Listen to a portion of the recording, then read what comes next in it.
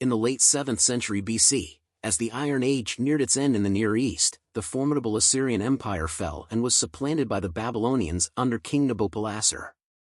Although Nabopolassar established the Neo-Babylonian Empire, it was his son, Nebuchadnezzar II, who expanded the empire and restored Babylon's former splendor. This marked the first time in a millennium, since Hammurabi's reign, that Babylon dominated Mesopotamia. Nebuchadnezzar's depiction in the Bible portrays him as a harsh enemy of the Jewish people. Special thanks to CuriosityStream for sponsoring this video. CuriosityStream is a subscription streaming service with thousands of documentaries and non-fiction titles from top filmmakers, including exclusive originals. We recommend Scribes of Ancient Egypt, a detailed documentary on the significance of scribes in ancient Egyptian society and their impact on our understanding of their culture.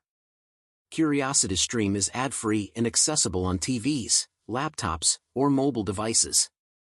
Visit curiositiestereme.com/historyexplained for unlimited access to top documentaries and non-fiction series.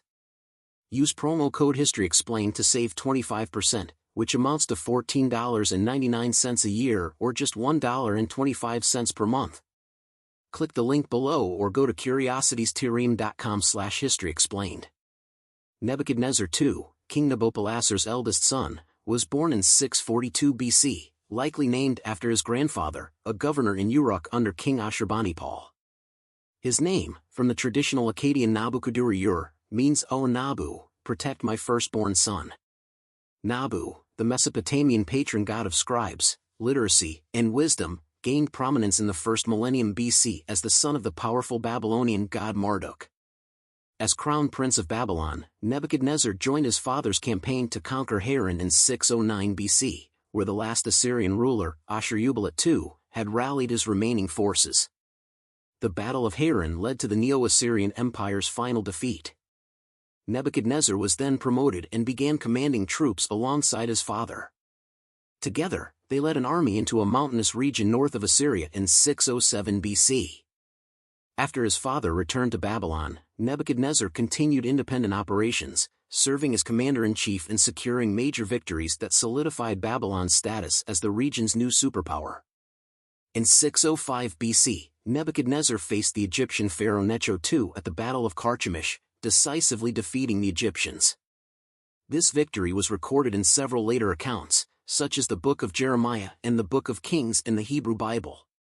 Upon Nabopolassar's death in July 605 BC, Nebuchadnezzar hurried back to Babylon to claim the throne before his younger brother, Nabu-shumlishar, could.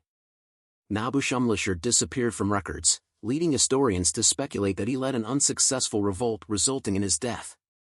As ruler, Nebuchadnezzar addressed the Babylonian patron god Marduk in his inaugural speech, expressing his hope for enduring prosperity and tribute from all regions.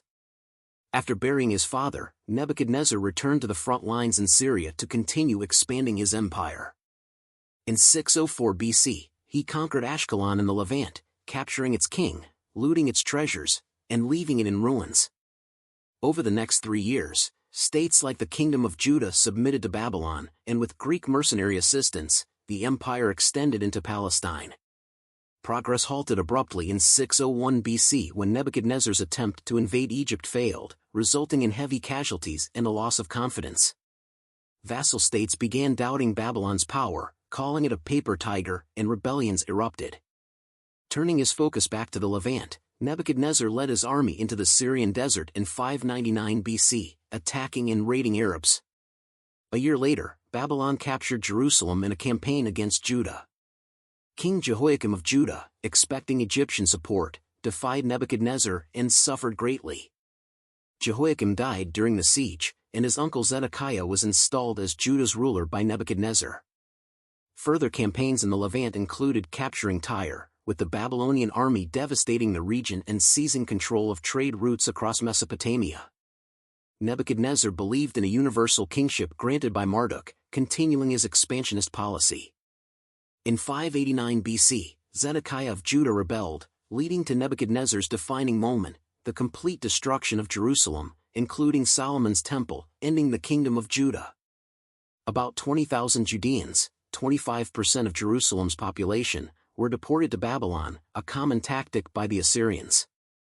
the destruction of Solomon's temple and the Babylonian exile fulfilled biblical prophecies, strengthening Judaic religious beliefs and transitioning from polytheistic Yahwism to monotheistic Judaism.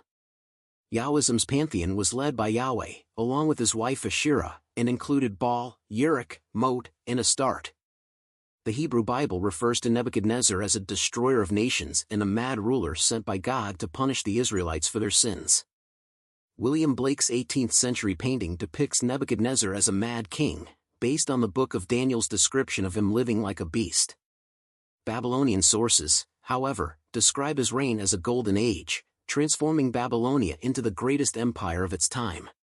Nebuchadnezzar's many accomplishments include completing and expanding fortifications, constructing canals, paving the processional way with limestone, and renovating temples. The Ishtar Gate, adorned with blue tiles and images of gods, was one of his proudest achievements. Nebuchadnezzar is also associated with the Hanging Gardens of Babylon, one of the 7 wonders of the ancient world. Legend has it that he built the gardens for his wife Amy Tiz, who missed her homeland. The gardens, supported by brick pillars, were described by the Greek historian Diodorus Siculus as being 400 feet wide, long, and 80 feet high, with a primitive irrigation system. The exact location of the Hanging Gardens remains a mystery, and some doubt their existence. After a 43-year reign, Nebuchadnezzar died on October 7, 562 BC. His son Marduk succeeded him but was overthrown and murdered within 2 years. The Neo-Babylonian Empire lasted only 20 more years before Cyrus the Great conquered it, incorporating it into the Achaemenid Empire in 539 BC.